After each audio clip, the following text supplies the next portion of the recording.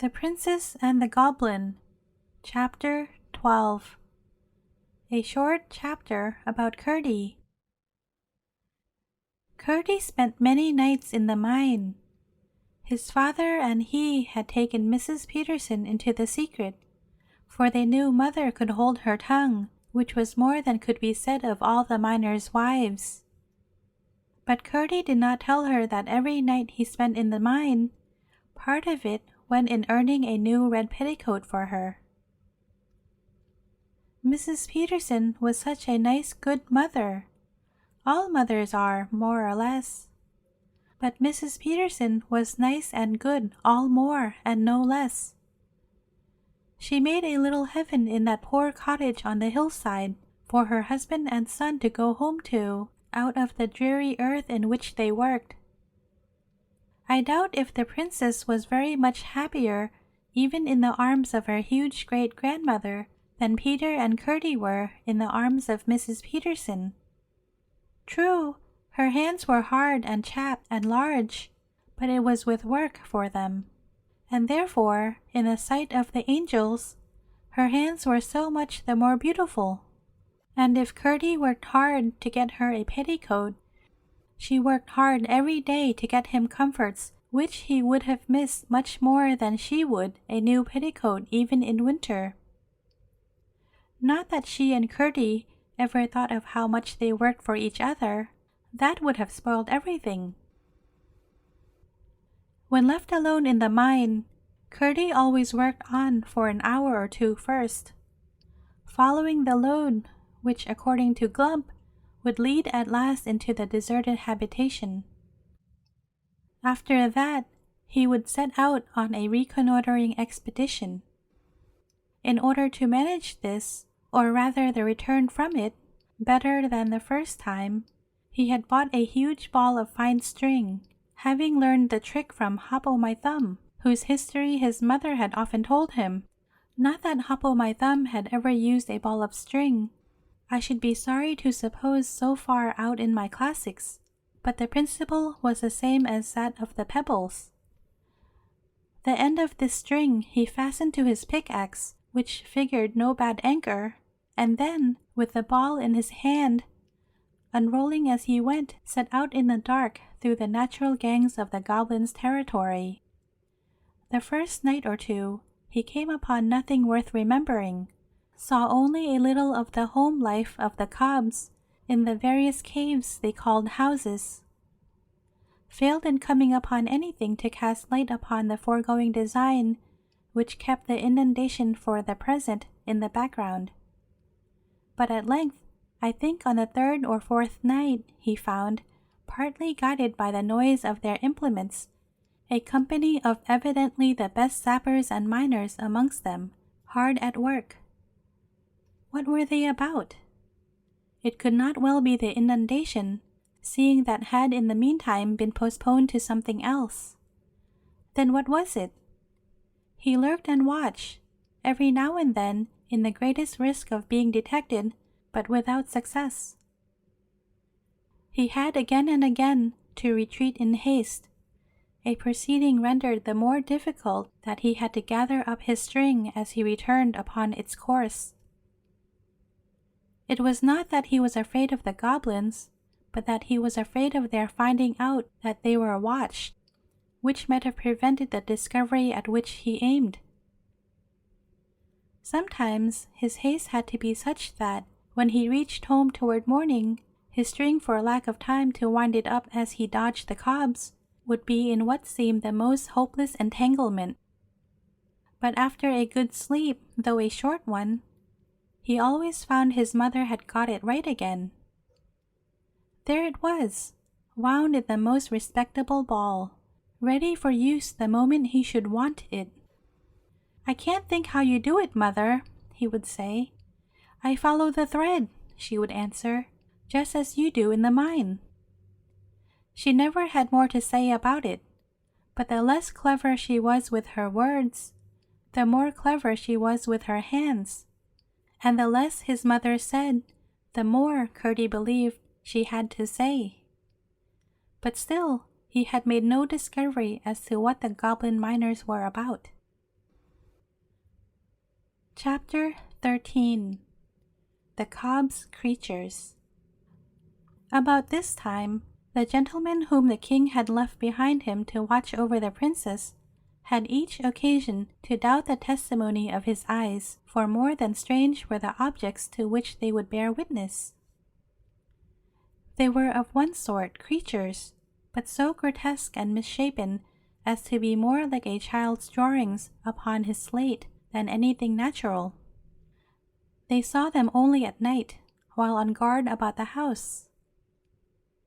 The testimony of the man who first reported having seen one of them was that, as he was walking slowly round the house, while yet in the shadow, he caught sight of a creature standing on its hind legs in the moonlight, with its 4 feet upon a window ledge, staring in at the window. Its body might have been that of a dog or wolf, he thought, but he declared on his honor its head was twice the size it ought to have been for the size of its body, and as round as a ball, while the face, which it turned upon him as it fled, was more like one carved by a boy upon the turnip inside which he is going to place a candle, than anything else he could think of. It rushed into the garden.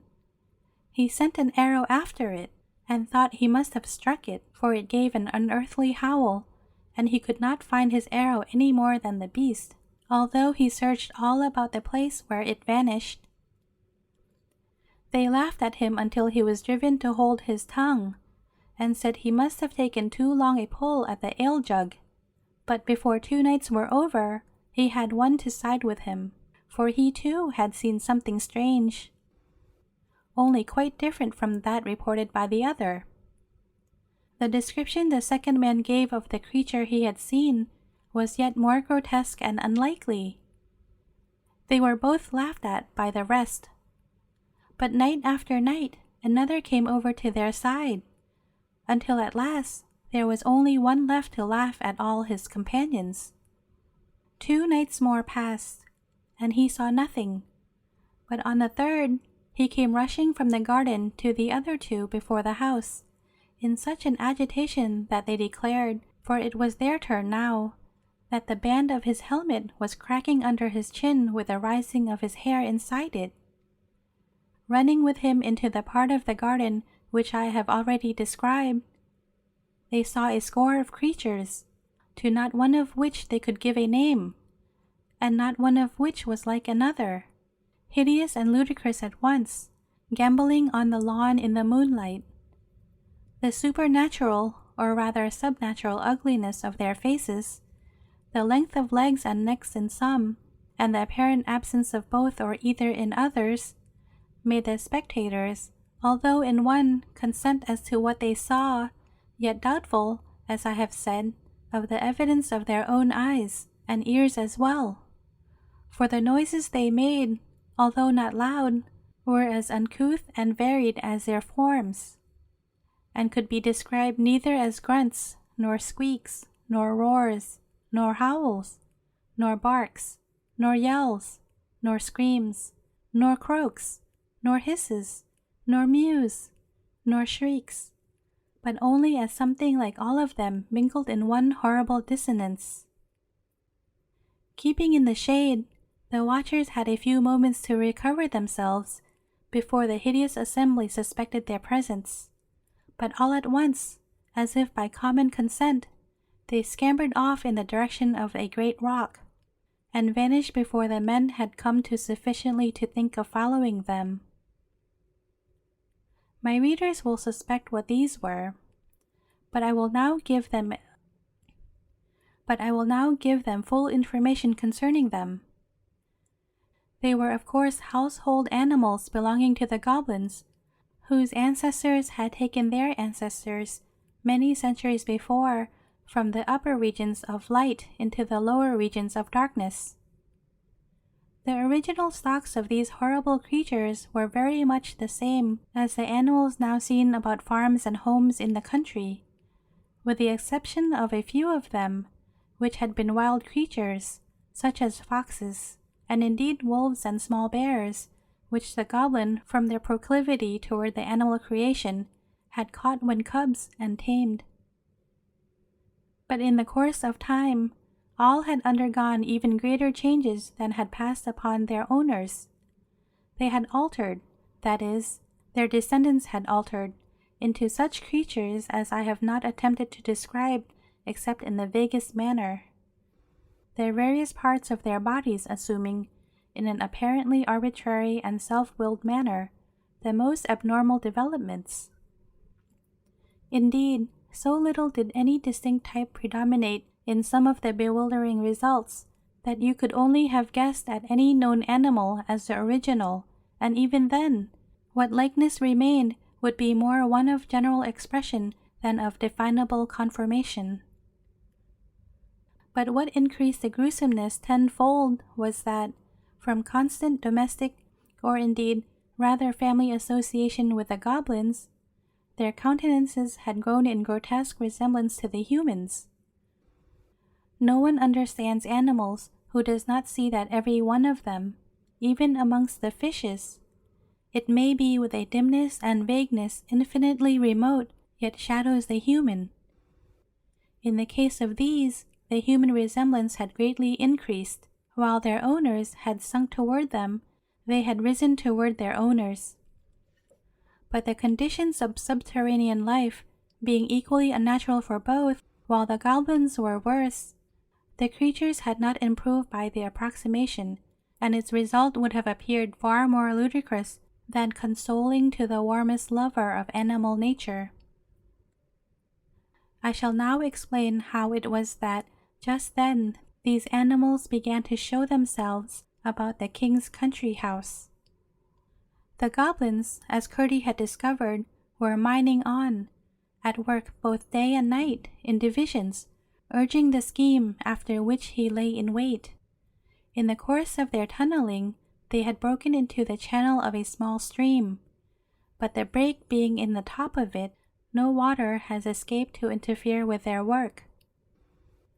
Some of the creatures, hovering as they often did about their masters, had found the hole, and had, with curiosity which had grown to a passion from the restraints of their unnatural circumstances, proceeded to explore the channel. The stream was the same which ran out by the seat on which Irene and her king papa had sat as I have told, and the goblin creatures found it jolly fun to get out for a romp on the smooth lawn, such as they had never seen in all their poor miserable lives. But although they had partaken enough of the nature of their owners to delight in annoying and alarming any of the people whom they met on the mountain, they were of course incapable of designs of their own, or of intentionally furthering those of their masters. For several nights, after the men-at-arms were at length of one mind as to the facts of the visits of some horrible creatures, whether bodily or spectral they could not say yet, they watched with special attention that part of the garden where they had last seen them. Perhaps indeed they gave in consequence too little attention to the house, but the creatures were too cunning to be easily caught, nor were their watchers quick-eyed enough to descry the head or the keen eyes in it, which, from the opening whence the stream issued, would watch them in turn, ready, the moment they left the lawn to report the place clear. End of chapter 13. Please go to the next clip for chapter 14.